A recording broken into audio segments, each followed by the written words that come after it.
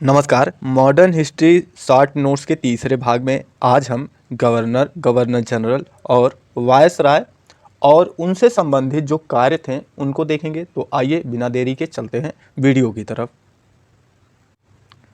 ये जो टॉपिक है ये बड़ा कन्फ्यूजन से भरा हुआ होता है, तो आइए उसको देखते हैं कि कौन पहला गवर्नर था, कौन गवर्नर जनरल था, कौन वायसराय था, कौन क्या था।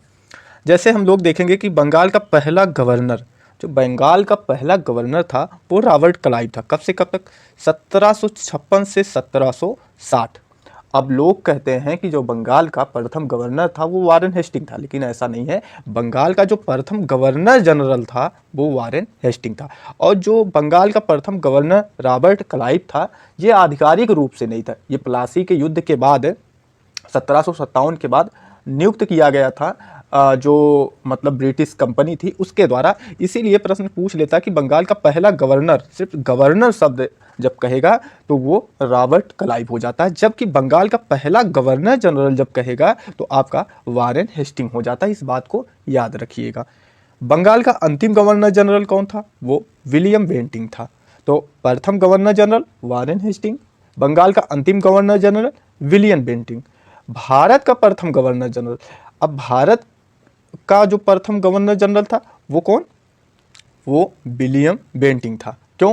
क्योंकि बंगाल का जो अंतिम गवर्नर जनरल था विलियम बेंटिंग, वही भारत का प्रथम गवर्नर जनरल बन गया। जो बंगाल का अंतिम गवर्नर जनरल था वही भारत का प्रथम गवर्नर जनरल बन गया। ठीक है। और फिर भारत का अंतिम गवर्नर जनरल कौन हुआ? कैनिंग। भारत का जो अंतिम गवर्नर जनरल हुआ वो कौन हुआ? कैनिंग। और भारत का प्रथम वायसराय कौन हो गया? कैनिंग। तो गवर्नर जनरल के बाद जो पद आया वो वायसराय का आया। अंतिम गवर्नर जनरल कौन था? कैनिंग था। तो जो अंतिम गवर्नर जनरल था वही वायसराय प्रथम हो गया। तो प्रथम वायसराय कौन हो गया? कैनिंग हो गया। ठीक। इसके बाद देखेंगे कि भारत का प्रथम वायसराय देख लिए। भारत का अंतिम वायसराय कौन था? माउंटबेटन। ठीक है, माउंटबेटन जिसने भारत विभाजन कराया। ठीक है, तो वो भारत का अंतिम वायसराय था। स्वतंत्र भारत का प्रथम गवर्नर जनरल, स्वतंत्र भारत का प्रथम गवर्नर जनरल कौन? माउंटबेटन। ये भारत का जो अंतिम वायसराय था वही स्वतंत्र भारत का प्रथम गवर्नर जनरल बना। और स्वतंत्र भारत का प्रथम एवं अंतिम भारतीय गवर्नर जनरल ये कौन? सी राजगोपालाचारी बने। ठीक है, तो मुझे आशा नहीं, विश्वास है कि आपको अब तो नहीं भूलेगा। तो एक बार पुनः रिवीजन कर लीजिएगा या तो आप लोग नोट कर लीजिएगा इस पॉइंट को। गवर्नर जनरल एवं वायसराय के कार्यों को देख लेते हैं कि जो गवर्नर जनरल थे, वायसराय थे, उनके मुख्य कार्य क्या थे, उनको हम लोग देख लेते हैं। यहाँ से प्रश्न बहुत पूछे जाते हैं और ढेर सारा पढ़ने से अच्छा है कि थोड़ा पढ़ा जाए, लेकिन जितना पढ़ा जाए उतना याद कर लिया जाए। कि फौजदारी एवं अपीलीय न्यायालय की स्थापना किसने की थी? वारेन हेस्टिंग ने किया था। वहीं पर अस्थाई बंदोबस्त, अस्थाई भूमि बंदोबस्त किसने? कॉर्नवालिस ने किया था। जो अस्थाई भूमि बंदोबस्त व्यवस्था अपनाई गई थी ब्रिटिशों के द्वारा, तो उस समय मतलब किसने किया था? कॉर्नवालिस था उस समय गवर्नर जनरल, तो उसने किया था। वहीं पर सहायक संधि ये वेलेजली के द्वारा लाया गया था, वेलेजली के शासनकाल में आया था। ठीक है, सहायक संधि किसने? वेलेजली ने किया था। सती प्रथा का जो अंत हुआ था वो विलियम बेंटिंग ने किया था। किसने? विलियम बेंटिंग ने सती प्रथा का अंत किया था। जबकि प्रेस पर प्रतिबंध, जो प्रेस था उस पर प्रतिबंध किसने लगाया था? तो लिटन ने लगाया था। और क्या किया था? प्रेस पर प्रतिबंध लगाया था। कौन? लिटन ने। वहीं पर प्रेस पर प्रतिबंध की जो समाप्ति वो किसने किया? चार्ल्स मेटकाफ ने। तो प्रतिबंध किसने लगाया? लिटन ने लगा दिया। और प्रेस प्रतिबंध समाप्ति किसने किया? तो चार्ल्स मेटकाफ ने किया। सिंध का विलय किसने किया था?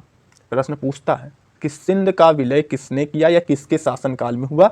तो एलनबरो के शासनकाल में सिंध का विलय हुआ था। रेल, डाक, तार और लोक निर्माण विभाग की स्थापना किसने की? तो डलहौजी। जो रेल, डाक, तार, लोक निर्माण विभाग की स्थापना किसने की थी? डलहौजी ने की थी। प्रथम दिल्ली दरबार किसके शासनकाल में हुआ?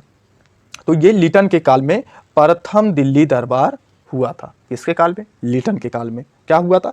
प्रथम दिल्ली दरबार हुआ था। ठीक है, यही सब प्रश्न पूछे जाते हैं और इनको हम लोग याद कर लेते हैं। बाकी कहानियां तो याद ही हैं कि कौन किसने कैसे क्या क्या किया, कहानियाँ याद है, लेकिन जब डायरेक्ट पूछ लेता है कि प्रथम दिल्ली दरबार किसके शासनकाल में हुआ, ऑप्शन दे दिया, तो वहाँ पर समस्या होती है। ठीक।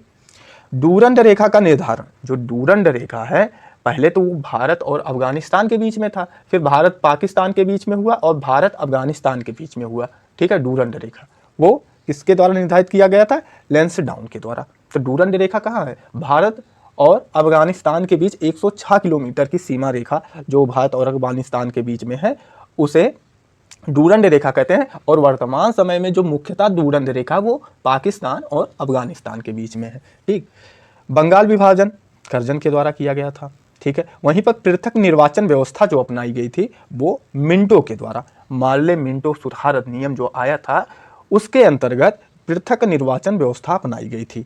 भारत की राजधानी कलकत्ता से दिल्ली किसके शासनकाल में लाया गया, किसके समय में लाया गया, कौन गवर्नर जनरल था? तो हार्डिंग।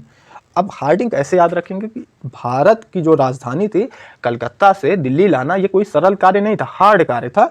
तो आप ऐसे याद रख सकते हैं कि भारत की राजधानी कलकत्ता से दिल्ली किसने लाई? हार्डिंग के समय में।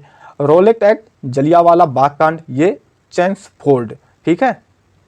रोलेट एक्ट आया और उसके उपरांत जलियांवाला बाग जो हत्याकांड हुआ था, ठीक है, निर्मम भारतीयों की हत्या की गई थी, वो किसके शासनकाल में हुआ था? चेम्सफोर्ड के शासनकाल में समय में हुआ था। अब अगला देख लेते हैं कि शिमला सम्मेलन ये बेवल के समय में, और भारत विभाजन और जो भारत स्वतंत्र हुआ था वो माउंटबेटन के शासनकाल में हुआ था। उस समय माउंटबेटन वायसराय था। ठीक है। और बाद में गवर्नर जनरल बना, स्वतंत्र भारत का प्रथम गवर्नर जनरल भी बना। ठीक है। तो इस वीडियो में इतना ही था। मिलते हैं आपसे अगले वीडियो में। चैनल पर यदि नए हो तो वीडियो को लाइक वगैरह कर लीजिएगा। तब तक के लिए मस्त रहें, स्वस्थ रहें। नमस्कार, धन्यवाद।